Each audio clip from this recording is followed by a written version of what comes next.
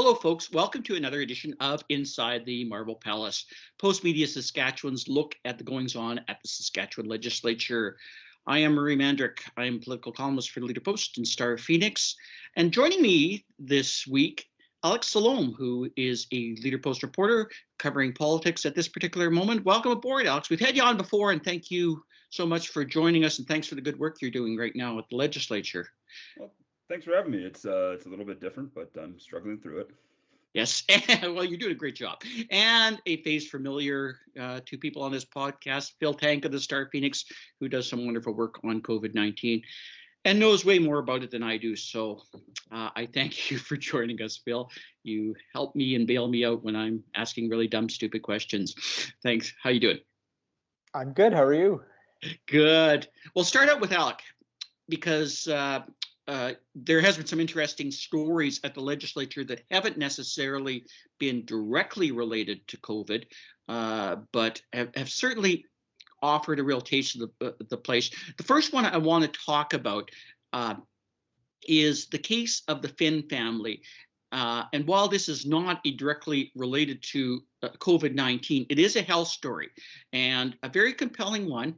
And I'm happy to say one that might have actually produced a good outcome, because that doesn't always happen at the legislature. But can you walk us through the case of the Finn family and young Connor Finn and his situation and what led to that preferable outcome that we saw on Monday that seems to have pleased so many people, Alec?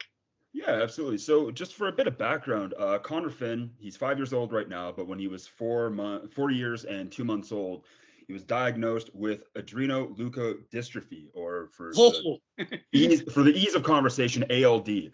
I'm not going to get into the specifics of it, but it's a degenerative disease that required a very specific treatment that was not offered in Canada. This is a degenerative disease. I spoke with the doctor in Minnesota that actually did the procedure, and he said that in his realm, the saying goes, time is brain. So ALD will eventually affect the brain. And Connor, when he was diagnosed with this, they caught it early, but they had to act very quickly. And as such, the Finn family scoured Canada. Connor's mother, Kirsten, scoured Canada to see if this treatment was available. And it's a bone marrow and stem cell treatment. Now, bone marrow transplants, stem cell treatments are available in Canada, but with ALD specifically, there's aftercare that's really important, and that wasn't offered in Canada. It was only really offered at the University of Minnesota on this continent. So what they ended up doing is she and her husband, Craig, basically cashed in their entire retirement savings that they've accrued for 30 some years. It was about $823,000 that they ended up spending on this treatment to get Connor to the University of Minnesota to get him treatment. They didn't really want to wait around much because, again, as Dr. Troy Lund said, time equals brain in this case, and they got there in time, had the treatment done. Connor is now healthy, does not have any trace of ALD in his body. There was some damage done. He has some visual impairment, some cognitive impairment, but he's a fairly healthy 5-year-old right now. There's a bit more treatment that needs to be done. The crux of the story is that the government did not feel that this treatment was only available in Minnesota.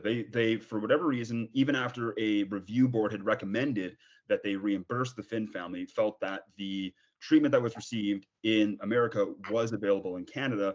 Kirsten Finn was vehement that it absolutely was not. On November 15th, she met with Paul Merriman, she and her husband Craig, and I believe Connor, met with Minister of Health Paul Merriman to discuss the specifics of the case and to discuss specifically why they had to go to the University of Minnesota. And Paul Merriman, I confirmed with Dr. Troy Lund, had a conversation with the doctor. Doctor on November 15th explained how and why ALD treatment is different at the University of Minnesota, why the treatment they were seeking is not present in Canada. And on Monday, the government decided to fully reimburse the Finn family. And it's one of these cases where you're right, it is a happy story here. And I mean, the way that it came about was advocacy from the Isaac Foundation, constant pressure from the Finn family, and that was very much Kirsten Finn's advice to parents that are going through a similar situation: is do not take no for an answer. If you have scoured entire country for assistance, for treatment, and it's not available here, and you have to go out of country for treatment, keep pushing, keep working at it. In response to this, Paul Merriman has said that they're going to create a rare disease strategy so that families in any kind of similar situation are going to be able to hopefully not have to incur the same debt that the Finn family did. And again, this comes from the pressure that was mounted in part by the opposition and in part by the Finn family. But I mean, again, after about a year, because Connor would have been diagnosed in 2020 and would have gone down to the States for that treatment, it has a relatively happy outcome. And hopefully things like this won't happen in the future when and if this rare disease strategy gets up and running. Thanks so much for that, Alec, because people have been really fascinated with this story because it's so bloody compelling. Obviously, you have a little kid that's sick, and there's the political element to it too, in terms of what is the right decision in the public health care system. Obviously, everybody can't go to the United States for every treatment they want because we'd be bankrupt having to finance the equivalent of a private health care system if we chose that route. And these tough, miserable decisions have to be made by government. And sometimes it's actually good to write about when they work out. But another reason I'm fascinated by this, and this is where I'll bring Phil into the conversation, all this stuff is going on at any given time in the Saskatchewan legislature, yet we still have a whole new other layer of problems in the healthcare system and in every place else, the economy and everywhere, that have been created by nearly 2 years of this pandemic. And I guess the best place to start, if you can, Phil, because they did talk a little bit about the backlog this week in terms of surgeries and such, and how they're looking at the end game of COVID-19 and catching up. We're seeing some great movement on two fronts one of these days. Hopefully that the catching up on some of the backlog surgeries will be one of them, but the other one will be the reduction of active cases, active hospitalizations, active ICUs, hopefully by reduced numbers, and the fact that we have kids' vaccines. So wherever you want to start with, either in terms of the backlog of surgeries or what the numbers are starting to look like, be my guest, Phil. I guess we can start with the numbers if you possibly can.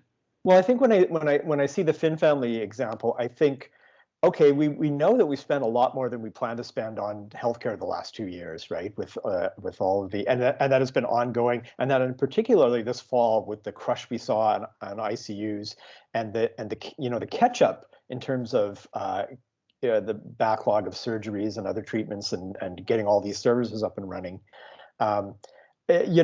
That's all going to be expensive, and it's relevant in the Finn family's cases that you do wonder. This is a government that's promised to balance the budget, I believe, before the next election, and the biggest thing they spend money on is healthcare. So they're going to be looking to say, let's see if we can cut some corners here. Let's see if we can save some money there.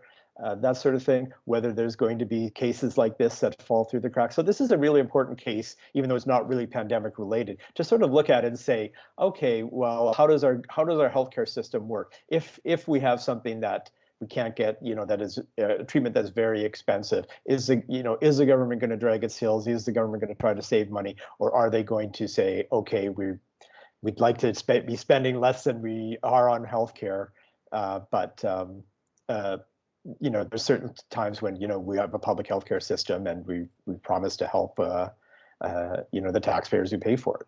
Absolutely. Do you see a bit of a catch up happening right now on just based on the ability to not have to deal with as many cases?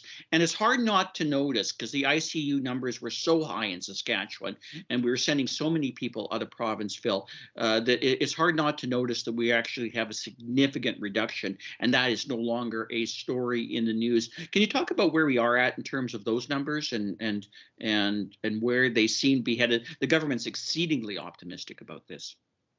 Yes, we're certainly down in terms of hospitalizations. I still think there's 7 or 8 people in ICU in Ontario. ICUs, I think, are down into the 30s now. Of course, they were in the 80s at the height of the fourth wave this fall. So we definitely have seen some reductions there. They laid out a very ambitious schedule to return to full services. I don't believe they've actually said yet. Their plan was to have the organ transplant, which is a program that got a lot of attention, and deservedly so for being canceled amid the fourth wave. The plan was to have it up and running by the end of the month. That's coming up pretty quickly now, so I haven't heard of its official reinstatement. So that's something I think to watch for. But yeah, we're definitely doing better on the healthcare front. Although we're also seeing, ICU demand. Last week I did a story where ICU demand is rising in terms of people who had not sought treatment during the fourth wave, either because they didn't want to overwhelm the healthcare system or they were afraid of getting infected with COVID or whatever else. So we are seeing, other people we're starting to see the people who weren't getting treated during the fourth wave, go to hospital now.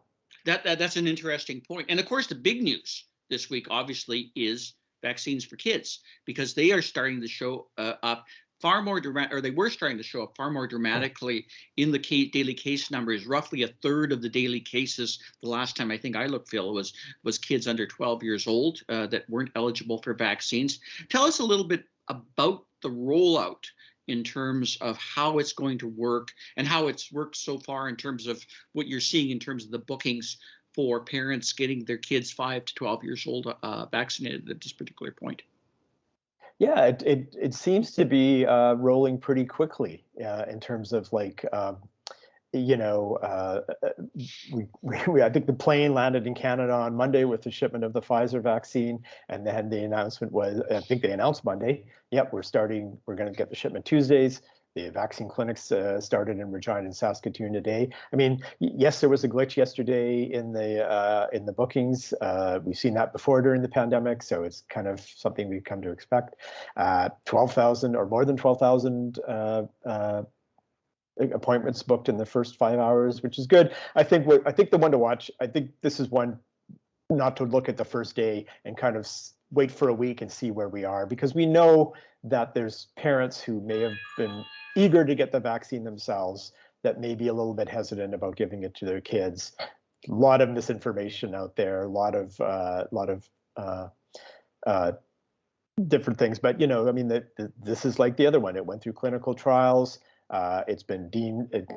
Health Canada reviewed the clinical trial information, and it's been deemed the benefits outweigh the risk, which is the way they measure these things. No serious the trial showed no serious side effects, just the side effects you'd expect.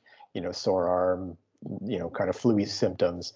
But critics would say that the sample size was small, and we're now giving this to lots of kids. So yeah, I mean, like I say, I think we need to wait a week to see where we are on this one.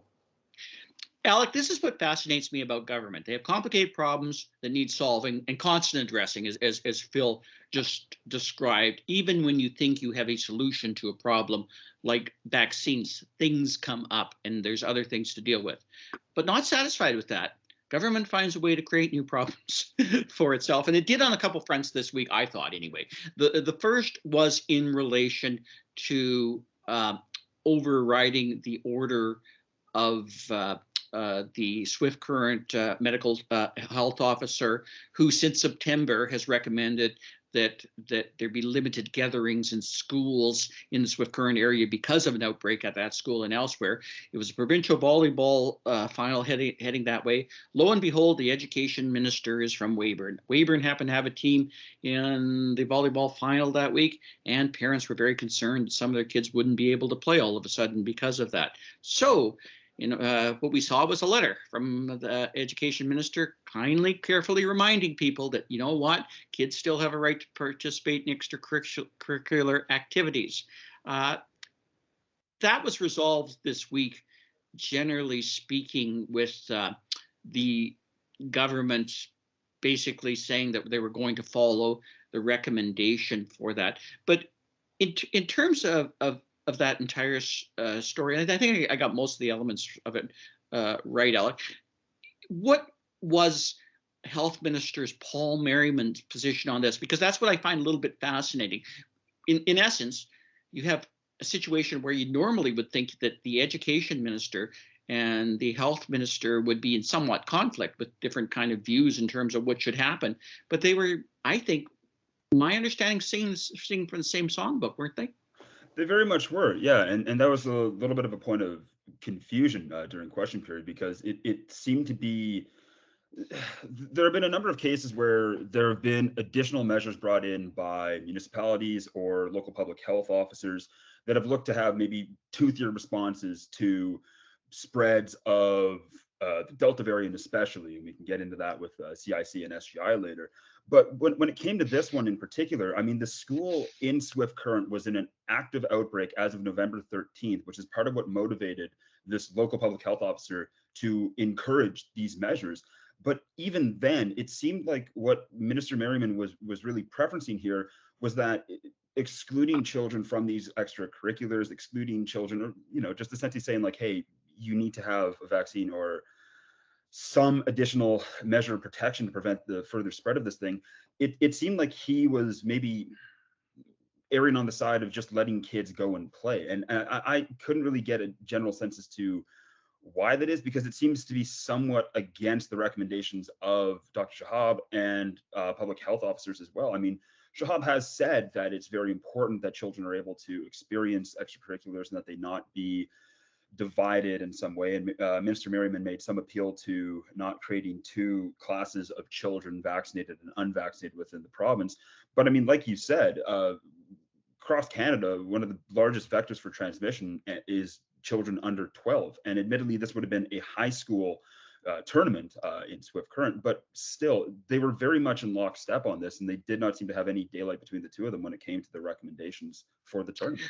It seems bizarre to me in terms sometimes what the government thinks they're protecting and is actually protecting, and what they're allowing supposedly independent bodies that function within the framework of government to do, and what they're not allowing to do. And you mentioned the SGI story, and that story, from my understanding this week, was basically a memo that came out where SGI wanted, while there was no masking order on during this summer, to institute its own masking order. And its Crown Investment Corp holding company basically says, well, maybe you better not do that because that's really not our government policy.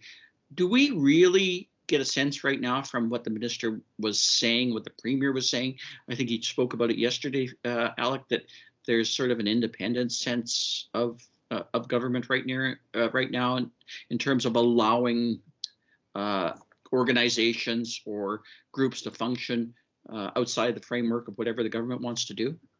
Yeah, not really, right? Because Premier Moe had said that his office did not give any recommendations to the CIC and how to proceed with their recommendations to the SGI. But again, like I mentioned, when early days of the pandemic, when Regina brought in additional public health measures, when Saskatoon recently tried to bring in additional public health measures, when there have been these cases of public health orders at a business or municipal level get brought in, there's a bit of pushback when they go beyond what the province has in place. And so with this memo in particular, it was drafted on or about August 6th and was meant to come into effect August 30th. We can think about the halcyon days of late August as we were kind of getting into the fourth wave. And what they essentially wanted to do was bring in this mask mandate for people in common areas. It wouldn't have affected people that were already behind plexiglass unless they wanted to. It wouldn't have affected anything really in the workplace. It wouldn't have affected capacity, just essentially as Delta was ramping up and there weren't these additional public health measures, SGI sought to bring in a mask mandate. By the 27th, it looks like the CIC said, hey, from what we've heard, no go, that's not happening. So it doesn't really look like there is that independence, even though what we've seen in the past is the province take a bit of a laissez-faire approach to this, letting school boards especially bring in their own mandates and kind of hold the hot potato on this. But when it came to the Crowns in particular, it seemed as though they weren't as game for that, by proxy of CIC recommending that they not bring in this mandate.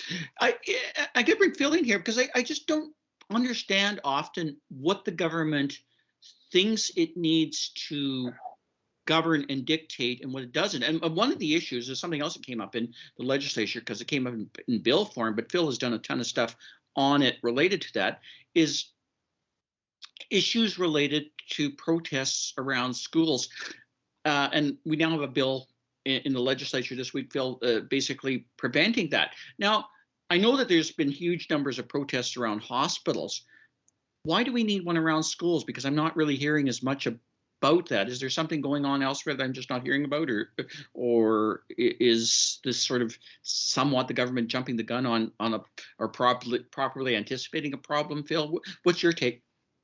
Well, first, I'd like to say that the response on the SGI seems very quick compared to the medical health officers, who I believe are still waiting for a response to their October letter urging some more restrictions. Yeah, this is people remember the hospital protests, and there was a big one here in Saskatoon outside of City Hospital, and I was at it, and I think that the impression was in society and across Canada that really crossed the line. And we didn't see this so much here, right? Nobody was prevented from entering the hospital. No one was harassed entering or leaving, except of course there was a crowd of about 200 people protesting and spewing a bunch of misinformation. But I think that movement, at least in Saskatchewan and probably across Canada, realized, people found that very unsavory. So we've crossed a line that we're not supposed to. The next hospital protest in Saskatoon was moved away from the entrances to the hospital. It was in the park nearby, and it only attracted a few people. And so I think the movement kind of evolved. And they now talk about unity. The unified grassroots group has come up, and they talk about love and unity and that sort of thing, and just uniting everybody. I still don't think they believe vaccines are effective. But this group, people in this group, literally believe that vaccines are poison. So with the introduction of vaccines for children, you can imagine that they would be motivated to protest even more as we begin the vaccinations for children. The one thing that protest movement is led, but here and elsewhere is led by a bunch of narcissists who lack the ability to think critically. The one thing they've got right is that we have given up our charter enshrined rights during the pandemic, specifically our right to assemble. And when a government does that, I think there needs to be a really good reason to do it. And certainly, if you want this to stand up in court, there needs to be a really good reason. If protests at school started and they were proved to be problematic, I think it's one thing to say, okay, we're going to take away the right to assembly and create these safe zones.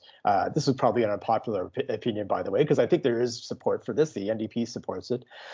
But I don't believe the health minister couldn't really answer whether this would apply to students wanting to protest climate change or absolutely, yeah. Like there's so much to get into, and I wish we had more time this week. But I see we're coming to near the end of our time, because and I know we have issues related to what protests will be around on the legislature grounds and within the building if there is a new private security, or not private but different security force that isn't under the sergeant of arms. I'm sorry, I wish we'd get into those things more this week, but there's so much going on, and thank you guys for basically offering a lot of detail right now that I think people don't normally get a chance to see in our stories and talk about as much. Hopefully next week we'll get into a few more things, but unfortunately that's all the time we have this week for Inside the Marble Palace. Alec, Phil, thanks so much for your time, trouble, and thanks for filling in the public. Great job. Thanks for having us. Thanks for having us.